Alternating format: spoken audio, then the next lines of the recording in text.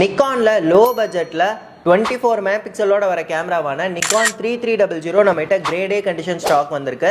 Just ஒரு 5% used game. இதோட shutter count பார்த்தீங்கன்னா 9592 ஃபோட்டோஸ் மட்டும் தான் எடுத்திருக்காங்க.